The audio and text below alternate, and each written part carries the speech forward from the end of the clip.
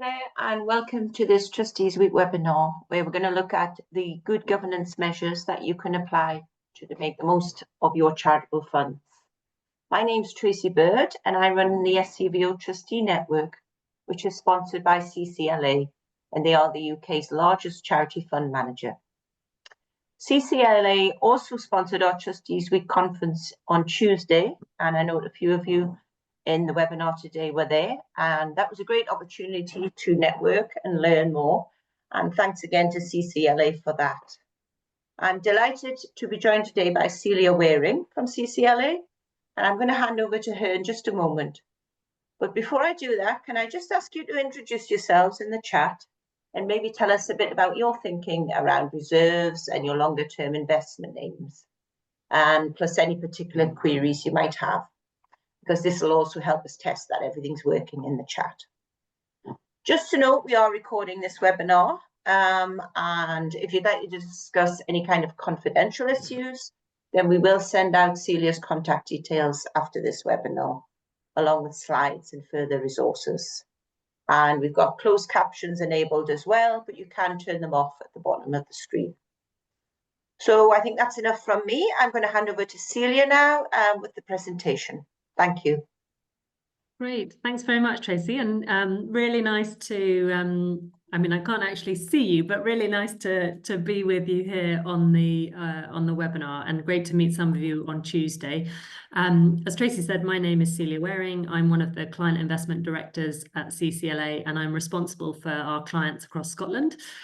So as far north as Westray, and then down to the borders, and some clients in the north of England as well. The title of this session is I have zero interest, and it was my rather pathetic attempt to have a play on words that more often than not, charities are getting zero interest on their cash balances, but also just recognizing that cash can be a really dull subject, and people tend to not have too much interest in cash.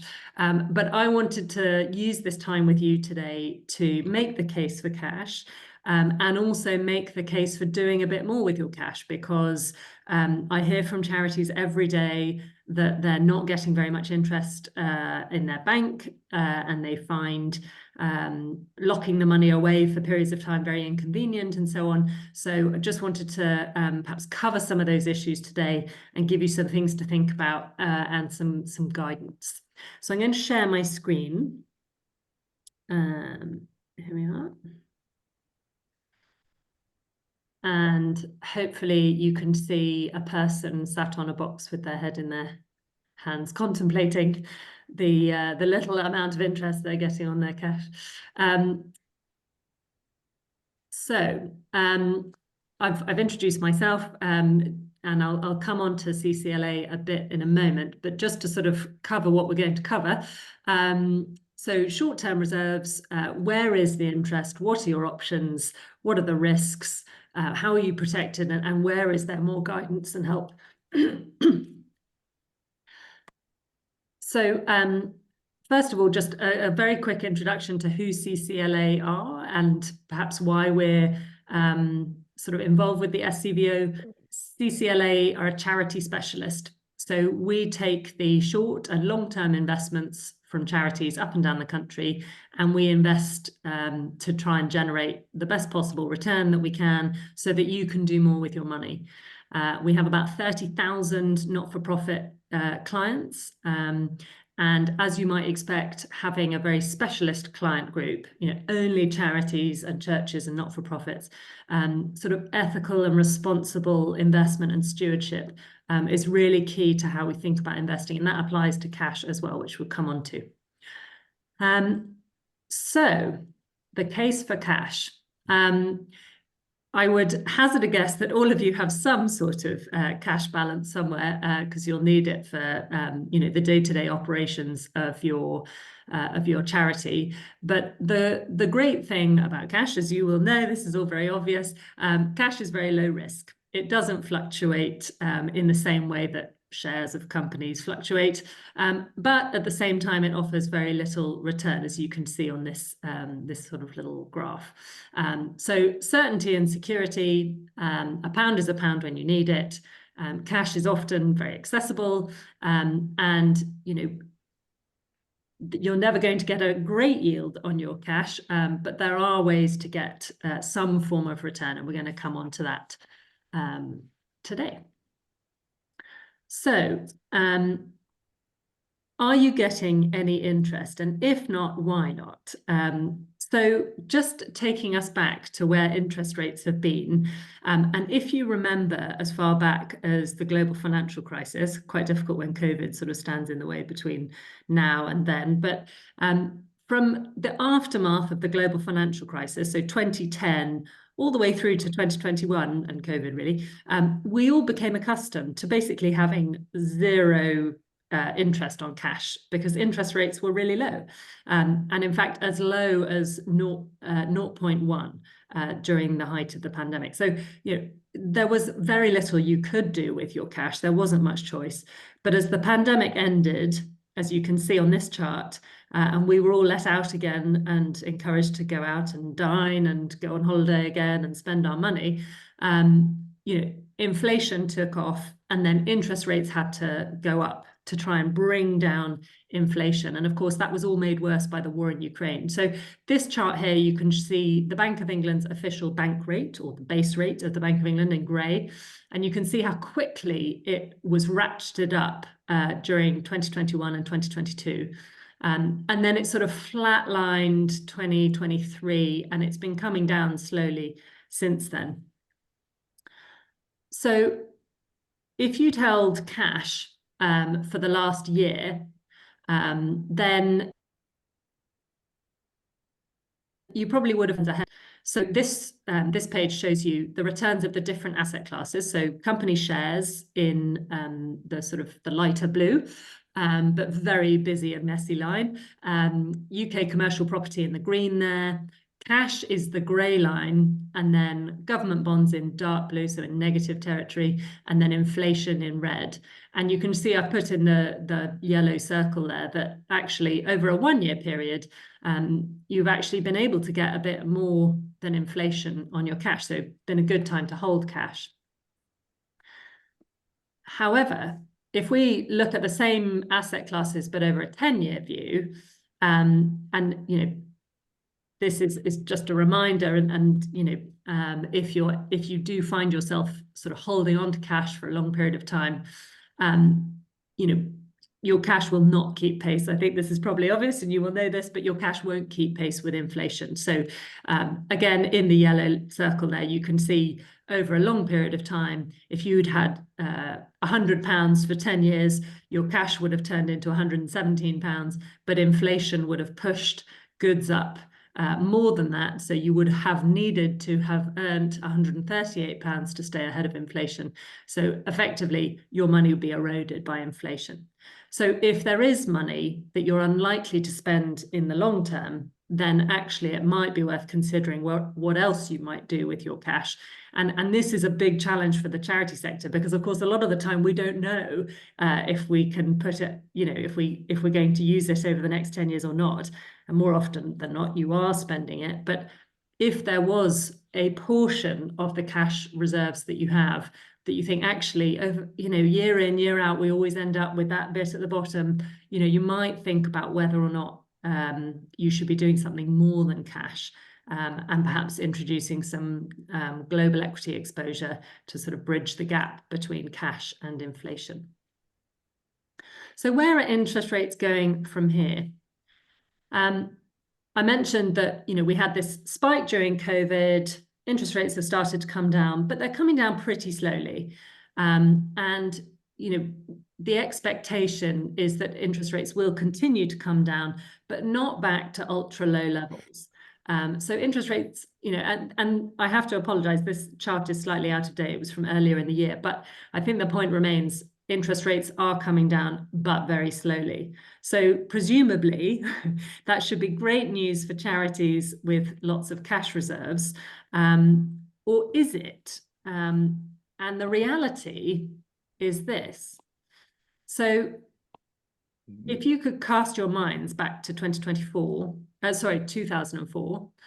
so 20 odd years ago, when interest rates were actually pretty similar to where they are today, the banks, a typical charity bank account or a typical charity bank account sort of savings rate, the banks were going to give you about 90% of the official rate.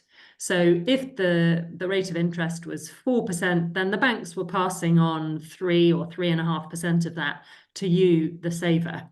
But you can see over time that picture has changed. And in 2024, charity bank accounts were offering less than 40% of that rate of interest. So whilst interest rates have been high or higher than pre-COVID, you're not getting it because the banks aren't passing it on to you.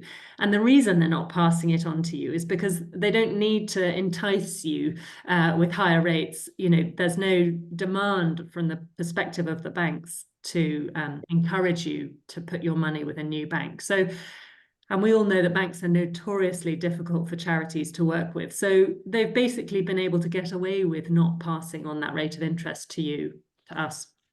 So what might you do to try and get your hands on some of that higher rate of interest? So lots of text on this slide, sorry about that. But I'll just take you through what we see as sort of the 3 core options that you might consider for your cash. And of course, they all have pros and cons. And it's very likely that there will be a role for 2 or 3 of these within your sort of treasury management or reserves management or cash management policies. So we'll just go through them in turn. So charity bank account, obviously every charity, as I said at the start, needs a charity bank account to access banking services. So immediate payments, payroll, transfers, etc.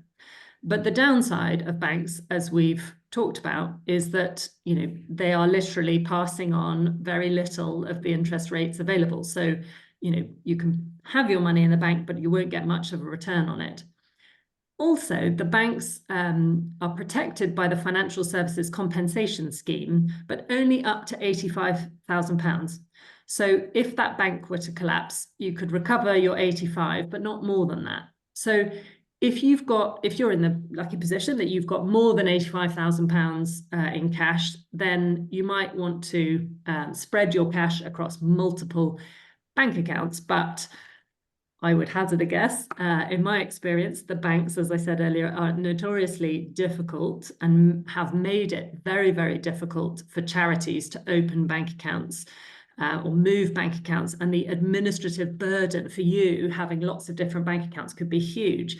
And if your finance team is one person or, maybe not even that, half a person on a part-time basis, it could be really difficult for you to have more than one bank account. Actually, there was a report done by the Charity Finance Group, which was published in November 2024, and it highlighted a really depressing picture of banking challenges for charities, from opening accounts, like unsuitable security checks for charities, challenges, changing signatories and logins for online banking and so on. So banks are great. We need the banks. We need instant access and payments and so on, but they have a limited value. The next area is typically offered by banks, but a term deposit, and I'm sure some of you use these to great effect. So term deposits are where you give your money to the bank, but for a fixed amount of time and for a fixed amount of interest. So, typically 3, 6, 9 months. And that can be really helpful if you're not going to spend the money in that time.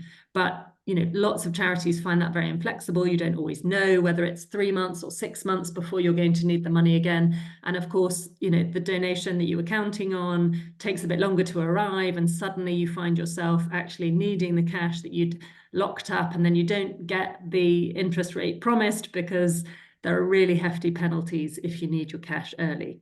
So term deposits have their place. They're great if you know that you don't need your money, but they are they are pretty inflexible. So if you need your money back, very difficult to get it without paying a hefty price. And then the third area, and this is an area where like a lot of charities just haven't explored yet because of awareness, or because you know, there aren't trustees asking about it, or for whatever reason. But this third area are money market funds. So these are not banks, not bank accounts. They are funds where investors sort of pool all their cash. So lots of charities might put all their cash together and have it managed in a fund by, you know, CCLA or other. So it's not a bank account. The downside is it offers no banking services like payments. You can't do payroll through a money market fund, but you can have liquidity. You can have very regular access, which you can't have with a term deposit. You can have a really high amount of security, or, you know, very low risk, because the money market fund will put money out with lots of different banks on your behalf. And they'll likely pay a similar or higher rate of interest than a term deposit. So I'm just going to explain a little bit more about how money market funds work, and I'll use CCLA's money market fund as the example, obviously, but there are others. So I would encourage you to, I mean, if you just Google charity money market funds, you'll see the other ones that are out there.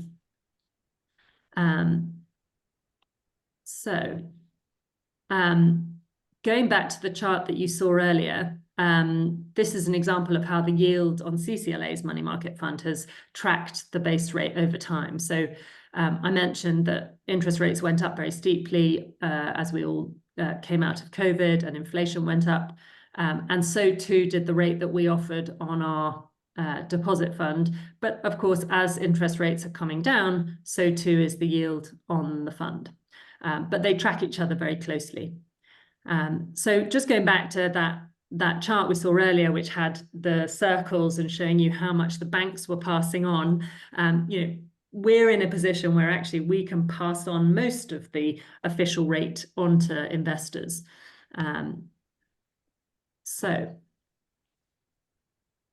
When you're looking at CCLA or any of the other money market funds for charities out there, there are broadly three sort of key things to think about when you're thinking about cash management.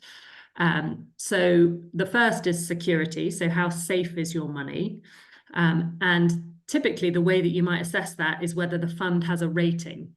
So what is the rating? Who's it rated by? Do you trust the ratings agency? We at CCLA, we manage to what they call AAA money market fund, AAA MMF, and we get that rating through careful diversification. So we use lots of different counterparties, and we have careful management of those counterparties, so limits on how much we can have with each one, minimum ratings for each counterparty, and so on. I mentioned money market funds are not covered by the Financial Services Compensation Scheme because they're not banks. So that security rating is really important to understand. You need to know how safe your money is and how carefully the fund manager is managing all the different counterparties they're putting money with on your behalf. The second consideration is liquidity. So how accessible is it? If you invest in a fund, a cash fund, you know, can you get in and can you get out? Are there any term or not terms? That's more of a term deposit thing. But, you know, are there any barriers to getting your money out, and how often can you get it? Our fund is daily dealing, so you can request your money back on a Monday morning and it will be back in your bank account on a Wednesday. So 2 days later. So not instant access like a bank, but still very, very liquid. And then the third consideration is yield. So what return are you getting? And it needs to be competitive. So, you know, you're balancing a competitive yield with the security element. So you don't want to just chase a high yield and then forego good security and risk management. But, you know, are you getting a good yield when you balance low risk, accessibility, good liquidity, and is it giving you more than your bank? I think there's a fourth consideration, but marketing teams who make triangular shaped slides don't like fours, but that is flexibility. So is there a minimum amount that you need to put into one of these things? Is there a maximum amount beyond which you're not allowed to invest or you don't attract interest? Are there any limits on the number of deposits you can make or withdrawals you can make in any time frame? In the case of CCLA, there are no minimums. But it's not true. The minimum is £1, but there are no maximums. There's no constraints on the number of times you can come in and out. You could put money in on a Monday, you could take it out on a Wednesday, you could put it back in the following Monday. So it's super flexible. And actually most of the charity money market funds are, but it's just worth, as you're looking at them, if you do look at them, it's just worth looking at, is it as flexible as you need it to be? So this is just a summary of CCLA's fund. It tries to deliver on those 4 key characteristics. So security, AAA rated, liquidity, it's daily dealing, and the yield is 3.85 as at today. So, a very helpful and attractive place to put your cash that you don't need in your instant access bank account. So you might reasonably ask, how is it that we can give nearly 4% when the banks are only offering 1 or 2%, or if that? And that all comes down to sort of how we manage the fund. So the yield that we can get depends on sort of 4 key factors. The first 2 are macroeconomic. So at the moment, the view is that interest rates will continue downwards, but will remain higher for longer. So we're not expecting to go back down to pre-COVID levels. So the Bank of England's really driving the agenda. And then the second 2 points are the term to maturity. So how long we can put money out for in the management of the fund. And then, the quality of the bank that we are lending money to. And if you look at this next slide there, you can see that we're taking, in the case of CCLA's fund, the fund is about £2 billion in size. And what we can do is we can put that money out into the market and buy certificates of deposit, mainly certificates of deposit, with UK-based financial institutions. And we can we can lend it to those banks overnight, over 2 nights, a week, a month, a year, and so on. And this kind of shows you how that's all broken down. So of the £2 billion in the fund, repayable within 5 business days is the majority of it. So nearly half, nearly 900 million is repayable within 5 days. But the way that we get the higher yield is that we can get higher rates by putting some of the money out for longer periods of time without compromising on how liquid it is for you, the investor. So you can come in and out as much as you like, but under the bonnet, we're managing that huge pot of money for thousands of charities, and we can place the money out for longer periods of time, conscious that of the 2 billion, there's always going to be a bit at the bottom that people don't need. And we can put that into the market for up to a year and get a better rate, and then we can pass it on to you.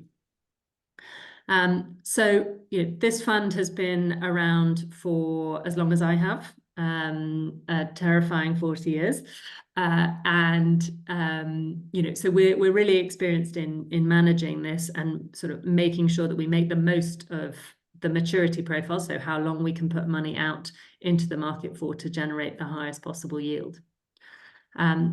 But in terms of risk management, of course, I think I alluded to it earlier, but we've got to be really careful about, how we put money with different organizations. So there are certain rules around, we can't invest in maturities longer than 397 days, so just over a year. We can't have a weighted maturity more than 60 days, and we can't invest more than 5% of the portfolio in securities from a single issuer. There are actually a few more rules in terms of we can't put money, we can't put certain amounts with a whole banking group. So if we had 2 financial institutions in the same banking group, it almost counts like just one. So we have controls in place to make sure that the money is well spread. So, oh, sorry, I didn't move on to that slide, but those are the rules there for you. Where can you get further help? Well, Oscar have some really good guidance on this. So on the website, if you just search investments, you can get straight to this page. They're really clear sort of guides for smaller charities, for cash. They give you guides to writing an investment policy. And I'd really encourage you to write an investment policy, even if it just covers cash, because what it can encourage in your organization is the sort of creating of a culture around maximizing your resources. So if you have a policy that says, you know, any short-term reserves beyond, say, 85,000, or depending on your cash flow needs at any given time, you know, you might put in your policy that anything beyond that sum should be put into a money market fund or a term deposit to try and maximize returns. So I would encourage you to do that. And there are sort of templates and considerations and questions you would include in your policy within this Oscar guidance. The other guidance I can encourage you towards is the charity investment governance principles. Again, this is just a snapshot of their website, but they give you, again, lots of guides to having investments and investment policies and decision making and thinking and so on. So those are perhaps some of the sort of helpful points. And I would say, because I'm from CCLA, but, we're really available to you. We can help you. I can help you. My email is on the website. I know I met some of you on Tuesday, but please do feel free to reach out with any questions. We can give you policy templates. We can review your policy. None of that has any charge attached to it. But I'd really encourage you to sort of think about your cash and sort of, are you maximizing sort of all of your resources? Are you doing enough with your cash? If you're not getting any interest from your bank, then it really is worth exploring where else you could get some more interest, like CCLA's money market fund and others. So I'd really encourage you to do that. So I've now been talking for half an hour, which is far too long. So I'm going to pause there and hand over to you to answer any questions you might have. Very happy to talk about sort of how we think about ethical considerations in this fund, how the fees work, or anything else that might be useful to you. But over to you. Thank you, Celia. There are quite a few questions and comments coming in. We're a small group, so people can ask them themselves, but I'll just get started. The first one came in from Janet. She's a treasurer of Bigger Youth Project, and they don't have significant long-term reserves, but they get larger upfront payments from a grant. So say you get a grant of £200,000. Now, obviously, you're going to have monthly outgoings. You're going to have to pay your staff. You maybe have to rent a room. But at the moment, they're using a charity bank easy access savings account for this, which I presume they just draw down. How would that work with the kind of investments that you're talking about? Yeah, so if, and this is really common for charities, because often you might be getting grant funding, or you get a donation, or, you might be, your grant funding might come sort of quarterly or half yearly or annually. So you're going to get a big chunk and you're going to draw it down as you, pay for staff or pay for the project. So I suppose at the point of receiving the large sum, you would need to consider, what do you need for your day-to-day cash flow? So, payroll or, your normal expenses. And then, like I said before, is there, what sum is there beyond that you could take even a month or a week view with? And if you already had, for example, an account with CCLA, then you could put some money in even for a very short period of time and still generate some interest on it and then draw it down when you need it. That does require, I totally accept that does require a bit of admin, and you've got to sort of, make that call. How much can we put in the fund, how much do we keep in the bank account. But the fund is very liquid, so you can have your money back at any time. You know, you could request withdrawals every week if you just wanted to then, you know, take it back over a period of time. So it is super flexible. But yeah, as soon as you're in receipt of that chunk of money, you know, that's the time to sort of look at how much you could put away. And you're not really putting it away, but putting it somewhere outside of your bank account. Yeah. Janet, you've raised your hand. Do you want to come back on that? Yeah, I just wanted to check. I mean, our charity bank account, I think we get 3% on it, you know, and we're doing exactly that. We're putting it in for, you know, try not to do it weekly, but certainly monthly, you know, sort of review of what's in there. I just wanted to check with the money market funds. What's the, I mean, how is that similar to a unit trust where there's a risk that the capital value could go down, or is it ring fenced so your capital's fixed and then you're just investing it in the money market, so you're just getting the interest on it? Because obviously, you know, we're not in a long term. If you're investing in equities, you can assume probably that over a 10-year period the capital will go up, but it can go down, and most charities aren't in a position with the short-term stuff that we can risk capital going down, you know, if you have another Trump wobbly or anything else. For sure. It's a really good question. So in extremis, so in our fund, and just using ours as an example, I suspect that other charity money market funds are broadly similar, but so we're placing the £2 billion in the fund out with, on any given day, about 35 different financial institutions. We have a list of about 50 approved counterparties, and we publish them on the website every day, so you can see who's there. And we also publish who we've actually got money with. So in extremis, one of those, or more than one of those banks could fail. But I suppose that is the same risk that you carry with your current bank, that, you know, your bank could fail and that, you know, you wouldn't necessarily get all of the money back. You might get some of it back because it'd be covered by the Financial Services Compensation Scheme, but anything above that.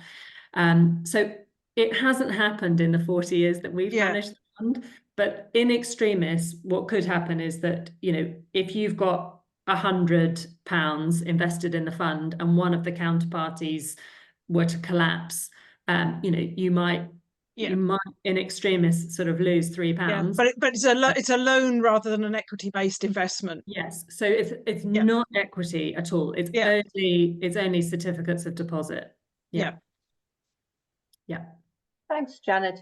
I'm just reading through the comments, and there are quite a few coming through on bank accounts and not getting much interest and frustrations with banks. So what I'm going to do is put in the chat, SCVO do have a bank account comparison table. So do move with your feet if you're not happy with your bank. But getting back to investments, there's a few people asking about ethical investment. Do you want to say a few words on that, Celia? Yeah. So the way that we think about ethical investment and stewardship in the cash funds is slightly different from the way that we think about it in our long-term funds, because in the long-term funds, we're typically buying shares of companies. And if you buy a share of a company, you're becoming an owner of that company, and therefore you have a vote and you have the ability to influence and so on. With cash, we're just lending the money to financial institutions. So we're not becoming owners, but we are lenders. So the way it works is slightly different, but I'll summarize it quickly. So when we're looking at the counterparties that we might put the money out with, we have some financial metrics that we have to look at. We have the security metrics. So are they a safe and secure bank? Are they well rated? Are they well capitalized, etc.? And then we look at various ESG indicators. So we look at the bank or the financial institution's compliance with global standards. And if they don't meet, they are not eligible. So that's things like, do they comply with the UN Global Compact, the International Labour Organization standards, OECD guidelines, UN guiding principles on business and human rights? And those are really sort of, you know, sadly, those are minimum standards, really. So they have to meet those. We also use our own in-house corporate governance ratings. So we look at the quality of corporate governance of each of those counterparties. And then this is a sort of relatively new thing, but we look at the strength of the financial institution's oil and gas expansion policy. So is the bank doing enough to reduce its funding for the expansion of fossil fuel excavation and production and distribution. Because as we know, the banks provide funding for fossil fuel exploration. So what is their policy on expansion or funding expansion? And we rank them accordingly. And then we also look at their ranking in CCLA's corporate mental health benchmark. So how are they treating their staff? Do they have a culture of creating sort of positive mental health for their workers? And also in our modern slavery benchmark. So we look at the financial institutions' commitments to find, fix, and prevent modern slavery in their supply chain, conscious that it's in every supply chain. So we rate them on that. So we're incorporating a number of different factors in the counterparties that we select. Okay. And what about if a charity was working, I don't know, in drug and alcohol abuse? Would you be able to say, well, I don't want any money going to any alcohol producing companies? Or so because we're not putting the money with, we wouldn't be taking the cash and investing it in Diageo, for example, whereas in our long-term funds, we might invest in Diageo or LVMH or Heineken or an alcohol company. With cash, we're only lending to the financial institutions. So you couldn't really restrict that activity with cash, but absolutely a consideration if you have longer term investments and you are holding company shares, then you absolutely can exclude alcohol companies or tobacco companies or fossil fuel companies, for example. Right. Hannah's just saying about the fee structure, and she wonders if you could clarify how these work to be able to calculate the net income from the fund. So have I summarised that right, Hannah? Do put your hand up and come in if I haven't. Perhaps if I just explain sort of how the fees work in our fund. So we take the fee, which is 0.25 from the gross interest that we achieve in the fund, and then we pay out the net interest. So I mentioned that the rate as at today is 3.85. That is net of all the fees. So we take it from the source, as greedy investment managers do, and then we pay you the net interest. So what you receive is sort of good to spend. And I think somebody's put a link there to pricing and income tool from CCLA, so we can have a look at that as well. Do keep the questions coming. As I say, ask them yourself. If you want to put your hand up, you can speak to Celia directly. I was just wondering, Celia, what would you do if, you're on a board, there's no knowledge of any kind of investing, decide to maybe put £50,000 or something away? If you have that kind of money, what kind of support would the board get? Is there an kind of online portal where we can track what we're doing? Or yeah, I mean, I think the first bit of support that we can offer is help with policy. So if your board either don't know or aren't so interested in this, but you do need buy-in from them to sort of do a bit more with your cash, then getting some agreement into a policy can be helpful. So we can help provide templates. I can review a policy just to make any comments on it, if that's helpful. But also I can provide a sort of short pack with information about the fund by email.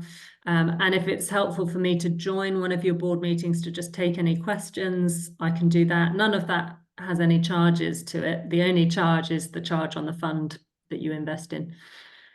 So please ask for help. There's lots of help that we can give. So yeah. Right, thank you. Fiona, you've got your hand up. Do you want to come in and ask directly? Yes, please, thanks. Yeah, I'm really interested in getting the policy templates, because that's actually one of the things I'm working on at the moment, is looking at writing up a cash management policy. And we're in that similar position to some others where we get a lot of our grant funding comes in big lumps.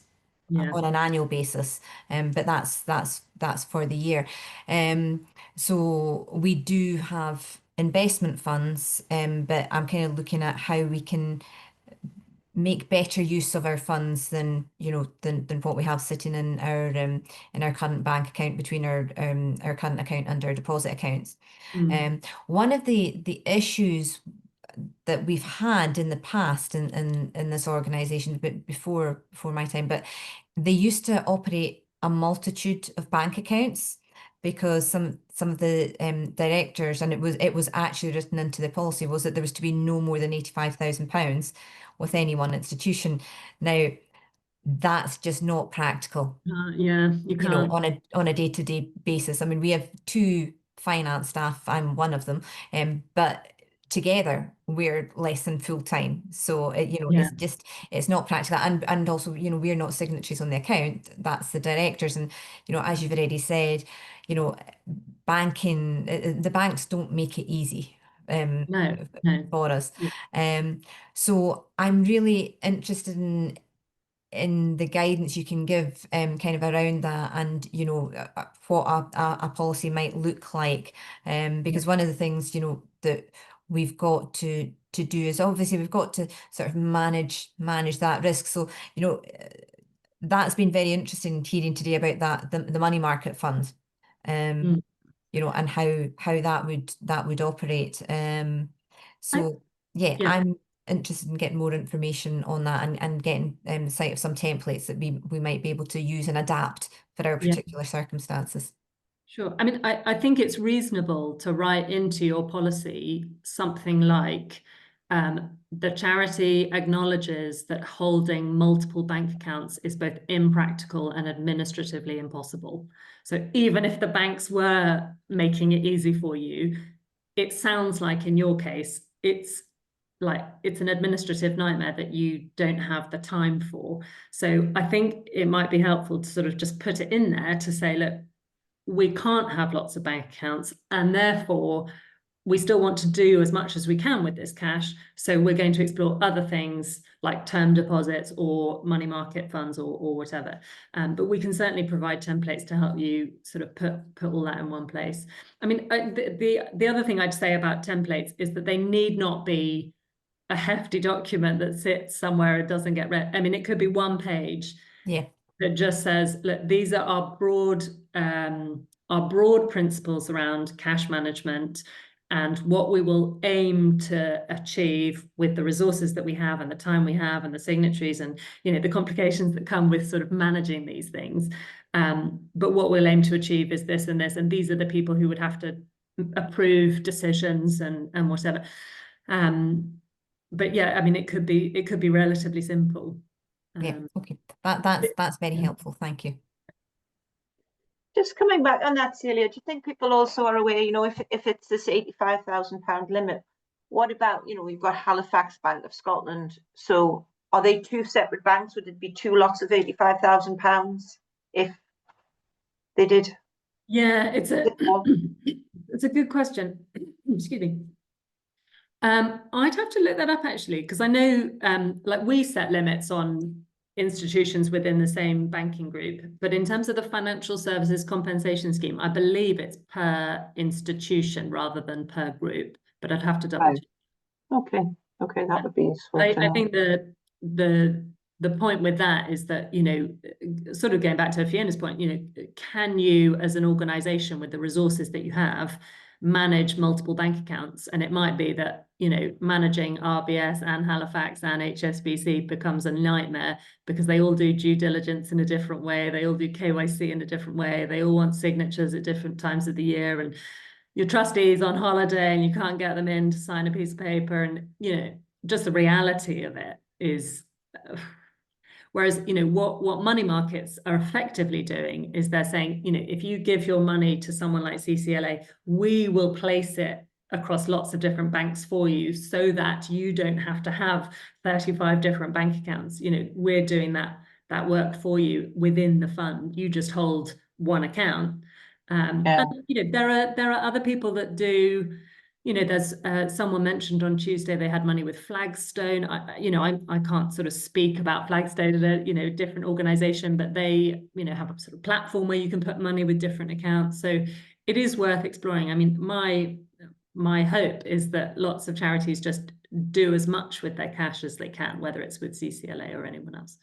Yeah, I think it's that education piece about, you know, no matter how little you have, you can still invest it and get a return on it. Because I think a lot of people think, well, investment's not for me. I haven't got £500,000 in the bank. So, yeah, and you could easily have a cash investment without having any other long-term investment that has capital volatility and your money going up and down. What we're saying just with cash is, a pound is a pound when you need it, safety first. But if you can get a bit more interest on your cash, then ideally you get it. Yeah. I'm going to do one last call for any more questions. We have Celia's time and expertise, so please use it. If not, we will be sending out the slides and links to the policies that Celia has mentioned. There's nothing else in the chat, and I don't want to keep people longer, if you've got your lunch to have. But Celia can be contacted. We will send her email address out. And I think I've certainly found that very interesting for the board that I'm on. And do take a look at the CCLA website as well. I'd just like to thank Celia for today, and also CCLA for all their support for our Trustees Network and during Trustees Week. We couldn't have done the conference without you. So thank you, Celia. And I don't know, do you want to say goodbye and thank you yourself, Celia? And I'll leave it to you. Thank you. I would just say really nice to meet you all. Thank you for your time.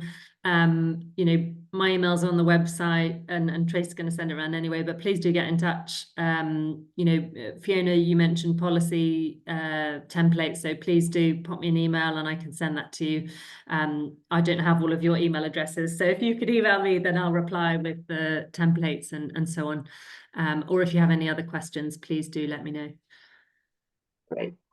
Okay, thank you everyone, and enjoy the rest of your day. Thanks.